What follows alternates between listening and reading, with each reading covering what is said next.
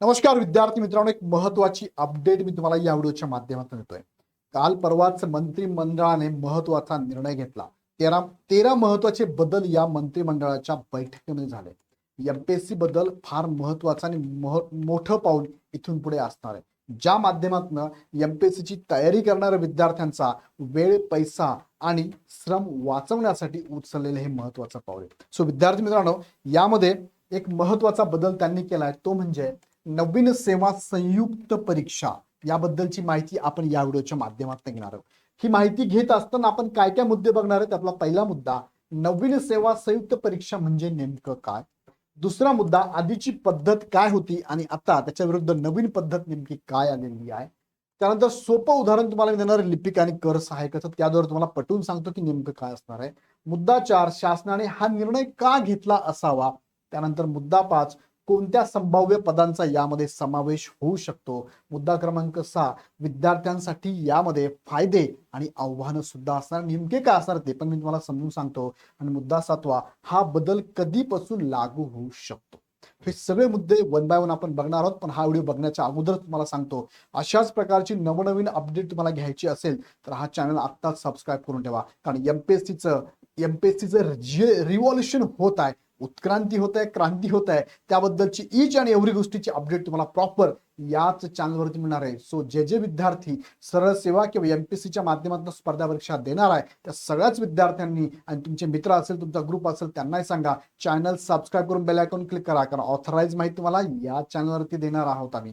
So बघूया आपण one by one. पण तत्पूर्वी तुम्हाला मी एक अजून अपडेट देतोय की इग्नाइट अकॅडमीची संकल्प बॅच एमपीएससी कंबाईन ग्रुप बी आणि सी ची चालू झालेली आहे. लाईव्ह प्लस रेकॉर्ड आहे. हवं तेव्हा तुम्ही बॅच बघू शकता. लाईव्ह लेक्चर बघायला नाही मिळालं तर रेकॉर्ड होऊन जातं. रेकॉर्ड झालं लेक्चर किती वेळेस रिपीट करून तुम्ही बघू शकता. स्पीडने बघा, स्लो करून बघा, थांबून पण बघू शकता. पूर्व परीक्षेची बॅच वेगळी आणि पूर्व प्लस मुख्यची बॅच वेगळी. अपेक्षित असणारी बॅच तुम्ही घेऊ शकता. दोन्ही बॅचचं वैशिष्ट्य असं की तुम्हाला शिकवणारी टीम ही एकदम नावाजलेली टीम आहे. त्यानंतर पीडीएफ आणि पीपीटी स्वरूपातल्या नोट्स तुम्हाला अवेलेबल आहे. डाऊट क्लिअरिंग सेशन आहे, काउन्सिलिंग सेशन आहे आणि मल्टिपल लेवलला तुमच्या टेस्ट सिरीज सुद्धा ह्या बॅच मध्ये करून घेतला जाणार आहे. राहिलेल्या कमी दिवसामध्ये मॅक्सिमम अभ्यास तुम्हाला जर करायचा असेल तर लगेच बॅच जॉईन करा. जॉईन करण्यासाठी खाली डिस्क्रिप्शन मध्ये लिंक दिली, त्या लिंकवर क्लिक करा, ऍप डाउनलोड करा आणि हवी ती बॅच जॉईन करा. बघा, सीएमओ महाराष्ट्राने ट्विट केले. बघा, सेंटर चीफ मिनिस्टर ऑफिसकडनं हे ट्विट आलेले आणि ह्या ट्विटमध्ये जे 3 मुद्दे सांगितले, त्यातला जो मुद्दा महत्वाचा तुम्हाला मी सांगणार आहे तो म्हणजे काय, नवीन सेवा संयुक्त परीक्षांचे आयोजन, सुसूत्रीकरण होणार विविध प्रशासकीय विभागातील. आता विविध प्रशासकीय विभाग म्हणजे भरपूर आहे. महाराष्ट्र शासनाचे असे भरपूर प्रशासकीय विभाग आहे. प्रशासकीय विभागातील समान संवर्गाच्या, म्हणजे ज्यांचं काम सारखंच आहे, जसं की क्लिरिकल, सगळ्या डिपार्टमेंटला क्लिरिकल आहे, सगळ्या डिपार्टमेंटला अकाउंटंट आहे, सगळ्या डिपार्टमेंटला कदाचित लिपिकांचे प्रकार आहे, सगळ्या डिपार्टमेंटला शिपाई पण आहे. बरोबर, असे समान पद आहेत, समान दर्जाची, म्हणजेच काय, समान संवर्गाच्या वर्गीकरणाच्या आधारे महाराष्ट्र लोकसेवा आयोगामार्फत म्हणजे एमपीएससी मार्फत भरती केल्या जाणाऱ्या सध्याच्या सेवा व्यतिरिक्त, सध्या केली जाते तुम्हाला एमपीएससी कडे कंबाईनची ऍड येते ग्रुप बी आणि ग्रुप सी ची, त्याच्या व्यतिरिक्त आणखी किती 18 नवीन सेवा निर्माण करण्यास मान्यता. या 18 नवीन सेवांमध्ये विविध प्रशासकीय विभागातले एकूण 93 संवर्ग म्हणजेच काय पद, लिपिकचं एक पद आहे, टायपिंगचं एक काय म्हणजे आपण त्याला काय म्हणतो, कर सहायकाचं एक पद आहे. अशी सगळीच पद आहेत, बरोबर की नाही. कर निर्धारकचा एक प्रकार आहे, तलाठी एक पद आहे, ग्रामसेवक एक पद, हे सगळीच पद, असे एकूण 93 संवर्गाचा समावेश यामध्ये करण्यात आलेला आहे. असं जर विचार केला तर परत त्याचे 2 गट पडणार आहे.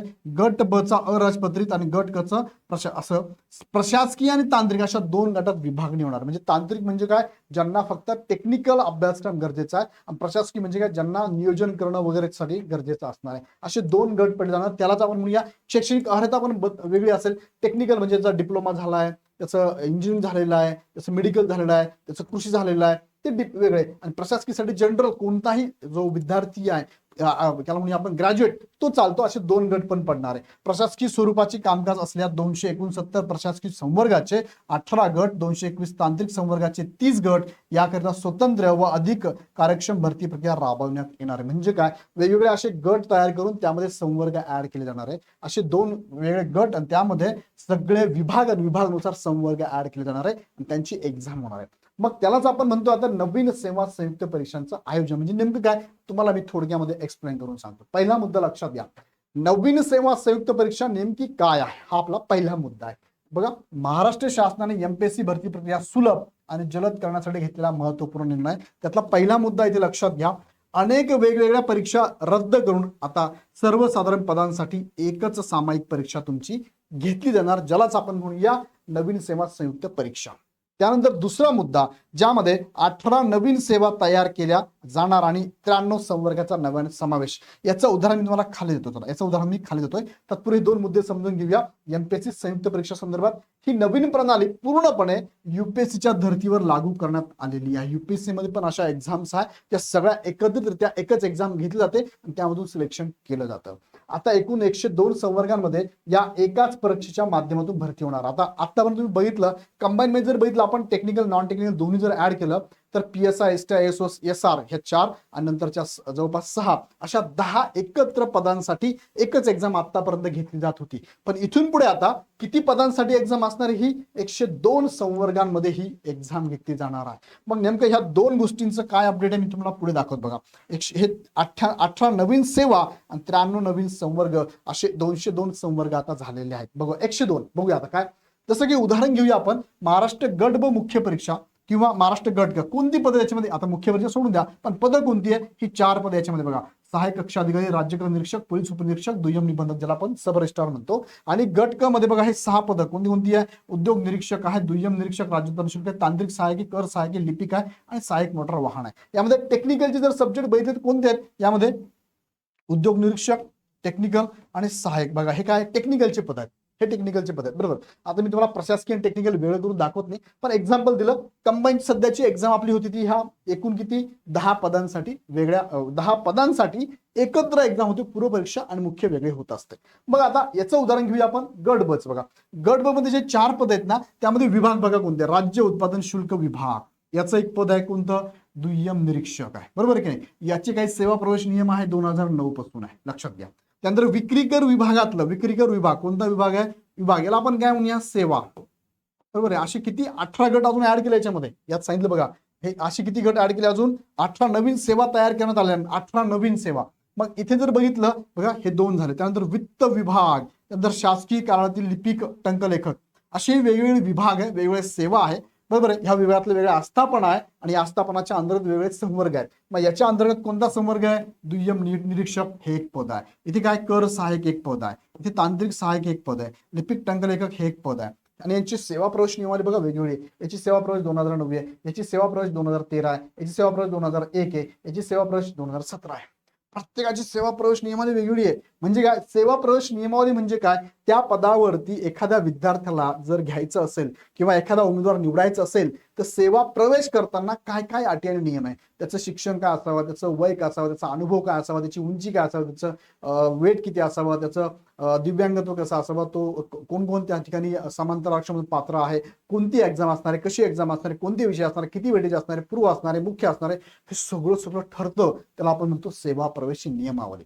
प्रत्येकाची वेगवेगळी आहे, मात्र यांची एक्झाम एकत्र होते. मग प्रत्येकाचे नियम वेगवेगळे म्हटले की परत सेवा प्रवेश नियमावली अशी मोठी खिचडी होऊन जाते. मग याच्यासाठीच काय सरकार काय विचार करत आहे की काय बदल करायचा? आता पूर्वीची पद्धत कशी आणि आत्ताची प्रणाली कशी असणार आहे? गुंतागुंत कमी करून प्रक्रियेला गती देण्याचा प्रयत्न आहे. पहिला प्रयत्न काय? आधी काय होतं? वेगवेगळ्या विभागांतील वेगवेगळ्या परीक्षा. जसं की तुम्ही उदाहरण मगाशी म्हटलं मी, लिपिक टंकलेखक पाहिजे, प्रत्येक विभागामध्ये लिपिक टंकलेखक लागतो, घ्या सेपरेट एक्झाम. जलसंपदाची सेपरेट एक्झाम, आरोग्य विभाग सेपरेट एक्झाम, गृह विभागात सेपरेट एक्झाम, सगळ्यांची एक्झाम सेपरेट. मग त्या मुलाने प्रत्येक एक्झामला फॉर्म भरा, प्रत्येक एक्झामचे पैसे भरा, प्रत्येक एक्झामसाठी तयारी करा, प्रत्येक एक्झामला बॅच लावा, प्रत्येक एक्झामला अभ्यास करा, पुस्तकं नवीन घ्या, नवीन अपडेट आलं, नवीन करंटचं पुस्तक आलं, वेळ जातो, पैसा जातो, मानसिकता खराब होऊन जाते. हे सगळ्यातनं काय झालंय? मग आता समान प्रकारच्या पदांसाठी एकच संयुक्त परीक्षा. चांगली गोष्ट आहे की नाही? चांगली गोष्ट आहे. दुसरा मुद्दा काय? अनेक स्वतंत्र सेवा नियम, गट ब स्वतंत्र, गट क स्वतंत्र, तांत्रिक पदे स्वतंत्र. आत्ताच मी तुम्हाला दाखवलं प्रत्येकाचे सेवा प्रवेश नियमावली वेगवेगळी आहे. पद संवर्ग एकाच लेवलचे पण सेवा प्रवेश मात्र नियमावली वेगळी. याला कम्प्युटरचा कोर्स लागतो, याला एमएससी लागतं, याला टायपिंग कंपल्सरी, याला इंग्लिश कंपल्सरी आहे, काय काय टाकून दिलेलं आहे. याला डिप्लोमा कंपल्सरी लागतोच बाबा. मग आता नवीन काय? विद्यार्थ्यांना वारंवार परीक्षा देण्याची गरजच नाहीये. सेवा प्रवेश नियमावली बदलली की परत दुसरी परीक्षा द्या. त्यासाठी काय केलंय? एकच सेवा प्रवेश नियमावली बदलायची, परत फॉर्म भरा, परत फी भरा, गरज नाही पडणार. भरती प्रक्रिया अत्यंत वेळ खाऊ आहे. मग आता ज्यांना एक्झाम घ्यायची सरकारला ऍड काढा, त्रुटी काढा, त्याचं फॉर्म भरायला संधी द्या, लिंक ओपन करा, एक्झाम घ्यायची आहे प्रिंट करा, चेकिंग करा, हे सगळ्या गोष्टीला सरकारचा सुद्धा भरपूर वेळ जातो, ह्या प्रणालीत सुद्धा भरपूर वेळ जातो. भरती प्रक्रिया जलद होणार आणि पदांची संख्या वाढण्याची शक्यता आहे. एकाच ॲडमध्ये मल्टिपल हजारोमध्ये जागा येतील आणि विद्यार्थ्यांना संधी खूप जास्त प्रमाणात अवेलेबल होणार आहे. सो आता नवीन पद्धत योग्य वाटते की तुम्हाला, मला कमेंटमध्ये नक्की कळवा. ह्या पूर्वीच्या पद्धतीपेक्षा ही पद्धत नक्कीच चांगली आहे. पुढचा मुद्दा काय, मग सोप्या भाषेत एक उदाहरण तुम्हाला देतो, विद्यार्थ्यांना कसा फायदा होणार आहे त्याचं उदाहरण सांगतो. वारंवार परीक्षा देण्याच्या त्रासातून विद्यार्थ्यांची सुटका होणार आहे. उदाहरण बघा, लिपिक साठी एक परीक्षा, कर सहाय्यक साठी दुसरी स्वतंत्र परीक्षा, 2 वेळा फी, 2 वेळा प्रवास, 2 वेळा अभ्यास, 2 वेळा खर्च. जे एक्झाम घेणारे बॉडी त्यांना पण आहे ना मानसिकता खराब त्यांची. आता काय होणार, मात्र आताचा बदल, या दोन्ही आणि इतर सर्वसाधारण पदांसाठी आता फक्त एकच सामायिक परीक्षा होईल. नो डाऊट तुम्हाला माहिती, एमपीएससी मधनं लिपिकसाठी आणि कर सहाय्यकची आता एक्झाम एकत्र होते, पण काही लिपिकचे जे पद आहेत ना वेगवेगळ्या विभागातले, त्यांच्यासाठी एक्झाम सेपरेट होते ना. सेपरेट आरोग्य विभागाची लिपिकची जागा वेगळ्या, जलसंधारणच्या वेगळ्या, जलसंपदा वेगळ्या, त्यांच्या वेगळ्या होतात. मग आता हे सगळे पद एकत्र आणायचे, एकच एक्झाम होणार तुमचे. आताचा नवीन बदल, याच्यात विद्यार्थ्यांचा फायदा काय, विद्यार्थ्यांचा अभ्यासाचा ताण कमी होईल आणि परीक्षेची फी वाचेल आणि वेळेची बचत होईल आणि इथे संधी जास्तीत जास्त विद्यार्थ्यांना उपलब्ध होणार आहे. आता शासनाने हा बदल का केला असेल बरं, प्रशासकीय गुंतागुंत कमी करून पारदर्शकता आणण्यासाठी. आता लक्षात घ्या, हे प्रशासन चालवतं, त्यामध्ये बघा काय 33 वेगवेगळे विभाग आहे, 110 वेगवेगळ्या आस्थापना आहे, 3600 वेगवेगळे संवर्ग आहे. म्हणजे आता विभाग लक्षात घ्या, जसं की वित्त विभाग, वित्त विभागामधले आस्थापना आहे, क्लेरिकलचं एक पद आहे, वित्त अधिकारी एक पद आहे, त्यानंतर क्लेरिकलचं एक पद आहे, त्यानंतर अशी वेगवेगळी पद, तलाठी आहे, ग्रामसेवक, अशी पद मला म्हणायचे. सो ह्या वेगवेगळ्या आस्थापना आहे. त्याच्यानंतर त्यात संवर्ग आहे. आता आस्थापना वेगळा विचार घेऊया. विभाग एक घेतला मी, फॉर एक्झाम्पल शिक्षण विभाग घेतला. काय घेतला मी, शिक्षण विभाग घेतला. यामध्ये काय आस्थापना वेगवेगळ्या आहे. मग आस्थापनामध्ये काय, क्लेरिकल डिपार्टमेंट एक आहे, अकाउंट डिपार्टमेंट आहे, त्यानंतर काय मॅनेजमेंटचं एक डिपार्टमेंट आहे, बरोबर की नाही. मग ह्या सगळ्या डिपार्टमेंटला परत वेगवेगळे अधिकारी जे बसतात त्याला म्हणूया आपण संवर्ग. मग काय, इथे वरिष्ठ लिपिक आहे, कनिष्ठ लिपिक आहे, लिपिक आहे, त्यानंतर इथे काय आहे, कम्प्युटर ऑपरेटर आहे, त्यानंतर अकाउंट डिपार्टमेंट आहे, अकाउंट हेड आहे. मग हे सगळे संवर्ग, असे 3600 संवर्ग आहेत अशा विभागांमध्ये. आणि सेवा प्रवेश नियमावली प्रत्येकाची जर ऍड केली तर 1400 सेवा प्रवेश नियमावली आहे. किती गुंतागुंत आहे, किती गुंतागुंत ही. ही सगळी गुंतागुंत कमी करण्यासाठी सरकारने हा निर्णय घेतलेला आहे. आणि ही जुनी प्रक्रिया खूप गुंतागुंतीची विस्कळीत असल्यामुळे संयुक्त परीक्षा प्रणाली लागू केली जाणार आहे. चांगला मुद्दा आहे, चांगली गोष्ट आहे. आता संयुक्त परीक्षेत कोणत्या पदांचा समावेश होऊ शकतो, हा पण महत्वाचा प्रश्न तुम्ही मला विचारू शकतात. सर मग सांगा, तलाठी ऍड होईल का, ग्रामसेवक ऍड होईल का, कृषी सेवक ऍड होईल का, अशी भरपूर प्रश्न तुमच्या मनात असेल तर मग भविष्यामध्ये ही सगळीच पदं एमपीएससी मध्ये ऍड होणार आहे. त्या संदर्भात काही गोष्टी मी तुम्हाला सांगतो, पण एक कंसात मी लिहून ठेवलंय, संभाव्य गट मी तुम्हाला सांगतो, पण कंसात काय, अंतिम यादी शासनाच्या अधिकृत सूचनेनंतरच जाहीर होईल. मी तुम्हाला संभाव्य सांगतो की कोणते कोणते इथे विभाग ऍड होऊ शकतात. प्रशासकीय महसूल सेवा असेल, पोलीस गृह विभाग असेल, कर किंवा आर्थिक सेवा असेल, सामान्य प्रशासन विभाग किंवा सचिवालय सेवा असेल, उद्योग कामगार तांत्रिक सेवा असेल, अन्न पुरवठा नागरिक सेवा, अशासारख्या अजून भरपूर आहे. हे सगळ्यांची पदं यामध्ये ऍड होण्याची शक्यता आहे. आता फायनल यादी येईल तेव्हा किंवा जी आर तर कळलं आपल्याला. त्याचबरोबर विद्यार्थ्यांसाठी काय बदलणार, मग फायदे आणि आव्हानं काय असू शकतात, प्रत्येक मोठ्या बदलाची 2 रूपे असतात, तयारी कशी करावी समजून घ्या. आता 2 रूपं म्हणजे काय, एक म्हणजे फायदा आणि एक म्हणजे काय तुम्हाला आव्हान असणार किंवा म्हणूया आपण त्याला कष्ट करावं लागणार आहे, मेहनत घ्यावी लागणार आहे. पहिलं काय फायदा, काय परीक्षांची संख्या लक्षणीयरित्या कमी होणार आहे. प्रत्येक डिपार्टमेंटच्या वेगळ्या एक्झाम होणार नाही, एकच एक्झाम आहे. विद्यार्थ्यांना एकाच वेळेस चांगला अभ्यास करावा लागणार आहे. एकच परीक्षा असल्याने स्पर्धा वाढू शकते. बघा याला मी जोडून दिलंय, एकच परीक्षा मात्र स्पर्धा वाढेल. मग सगळेच विद्यार्थी देणार ना एक्झाम, म्हणजे कट ऑफ वाढेल की नाही, वाढेल, 100% वाढेल. दुसरं काय मुद्दा आहे, सर्वांसाठी अभ्यासक्रम एकसारखा असेल.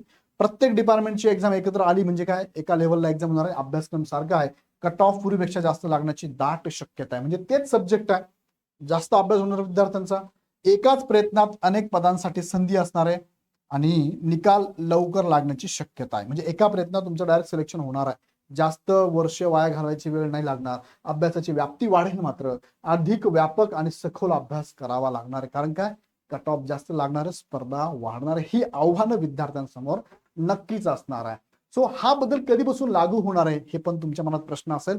आता बघा, काही पदं जी आहेत ना, तलाठी, लिपिक, ग्रामसेवक, कृषी सेवक, ही पदं 100% होतील ऍड. पण हा बदल कधी होणार आहे, तर टप्पा 1 हा बदल टप्प्याटप्प्याने लागू होणार आहे.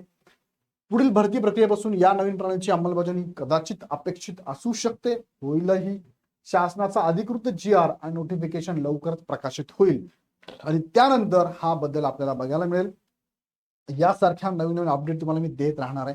सो हे प्रमुख मुद्दे तुम्हाला मी सांगितले, कसे वाटले मला कमेंटमध्ये कळवा. आणि यासारखे अपडेट जर तुम्हाला हवे असेल तर आता लगेच हा चॅनल सबस्क्राईब करून ठेवा, कारण MPSC बद्दलचे सगळे अपडेट तुम्हाला या चॅनलवर मिळणार आहे. अधिक माहितीसाठी या नंबरला कॉल करू शकता आणि इग्नाइट अकॅडमीचे कोर्सेस पण तुम्ही जॉईन करू शकता. व्हिडिओ आवडला तर लाईक करा, तुमच्या मित्रांच्या ग्रुपमध्ये शेअर नक्की करा आणि पुढचे अपडेट बघण्यासाठी चॅनल सबस्क्राईब करून बेल आयकॉन क्लिक करा. अजून मनात काही प्रश्न असतील तर मनात नका ठेवू, खाली कमेंट बॉक्समध्ये टाकून द्या. पुढचा व्हिडिओ मी याच्यावरती नक्कीच घेऊन येईल. तुर्तास थांबतो. धन्यवाद.